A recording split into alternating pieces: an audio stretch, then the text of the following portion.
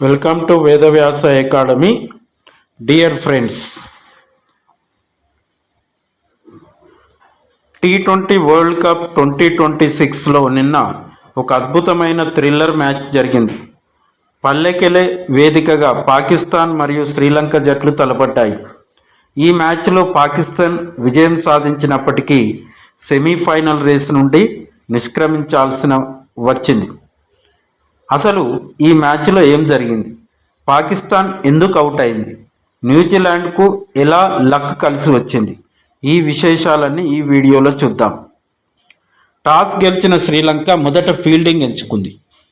బాబర్ ఆజామ్ను పక్కన పెట్టి బరిలోకి దిగిన పాకిస్తాన్ ఓపెనర్లు సాహిబ్ జాదా, ఫర్హాన్ మరియు ఫకర్ జమాన్ ఆరంభం నుంచి విరుచుకుపడ్డారు. వీరిద్దరూ కలిసి మొదటి వికెట్కు 176 పరుగుల రికార్డు భాగస్వామ్యాన్ని నెలకొల్పారు.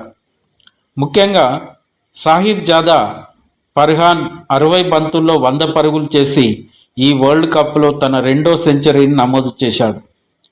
విరాట్ కోహ్లీ పేరిట ఉన్న ఒకే ఎడిషన్లో అత్యధిక పరుగుల రికార్డును కూడా ఇతడు అధిగమించాడు. అయితే చివర్లో వికెట్లు టపాటపా పడడంతో పాకిస్తాన్ 20 ఓవర్లలో 212 8 వికెట్ల నష్టానికి పరిమితమైంది.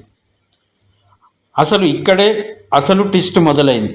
పాకిస్తాన్ సెమీస్కు వెళ్ళాలంటే శ్రీలంకను 147 పరుగుల లోపే కట్టడి చేయాలి. లక్ష్య ఛేదనలో శ్రీలంక 101 పరుగులకే 5 వికెట్లు కోల్పోయి కష్టాల్లో పడిపోయింది. అప్పుడు పాకిస్తాన్ గెలుస్తుందని అందరూ అనుకున్నారు. కానీ లంక కెప్టెన్ ధనుష్ షనక 76 పరుగులు 31 బంతుల్లో మరియు పవన్ రత్నాయకే మెరుపులు మెరిపించి 16 ఓవర్లోనే 148 పరుగుల మార్కును దాటేశాడు. దీంతో పాకిస్తాన్ గెలిచే అవకాశం ఉన్న సెమీఫైనల్ రేసు నుండి అధికారికంగా తప్పుకుంది. వారి స్థానంలో రన్ రేట్ అధికంగా ఉన్న న్యూజిలాండ్ సెమీఫైనల్కు క్వాలిఫై అయింది. చివరి ఓవర్లో శ్రీలంక విజయానికి 28 పరుగులు కావాలి. షాహిద్ అఫ్రిది వేసిన ఓవర్లో షనక వరుసగా 4, 6, 6, 6 బాదాడు.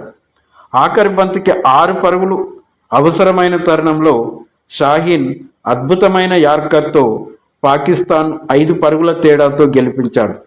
గెలుపు పాకిస్తాన్దే అయినా సంబరాలు మాత్రం న్యూజిలాండ్ క్యాంపులో జరిగాయి. గ్రూప్ 2 నుండి ఇంగ్లాండ్ మరియు న్యూజిలాండ్ సెమీస్కు చేరుకున్నాయి. ఇక గ్రూప్ 1 నుండి ఇండియా మరియు వెస్టిండీస్ మధ్య జరిగే మ్యాచ్ విజేత ఎవరో తేలితే సెమీఫైనల్ లైన్ ఆఫ్ క్లియర్ అవుతుంది. మీకు ఏమనిపిస్తుంది? ఈసారి వరల్డ్ కప్ విజేత ఎవరు? కింద కామెంట్ చేయండి. మరిన్ని క్రికెట్ అప్డేట్ కోసం మా ఛానల్ని సబ్స్క్రైబ్ చేసుకోండి. జై హింద్.